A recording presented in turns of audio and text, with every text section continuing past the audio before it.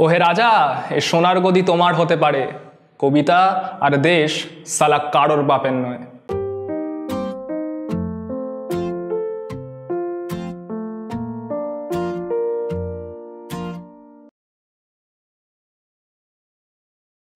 স্বাধীনতার ৭২-এ দাঁড়িয়ে আমি দেখছি আজও পরাধীনতায় ভুগছে আমার দেশ।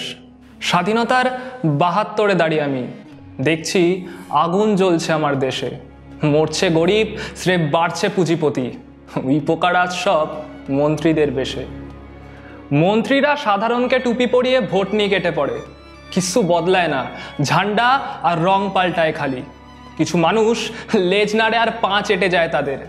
স্বাধীনতার ৭২ এসো আজও বলতে পারো কেন আসিফা নির্ভয়াদের আর্তনাদ শোনা যায়? দূরে কোথাও কোনো গরিব কৃষকের ছেলে প্রশ্ন তোলে, রাজা তোর কাপড় কোথায়? তাই স্বাধীনতার ৭২-এও কারোর মনে স্লোগান লিখছে বসে বিদ্রোহী নবারুণ। বিপ্লবের মৃত্যু হয় না জিভ কেটে নিলে কিংবা ফাঁসিতে চড়ালে, একটা বরুণ মরলে জন্মায় আরও লক্ষাধিক বরুণ। তাই হাজার পরাধীনতার লক্ষ বছর পরেও কবিতায় করব বিদ্রোহ, যে যতই দেখাক ভয়।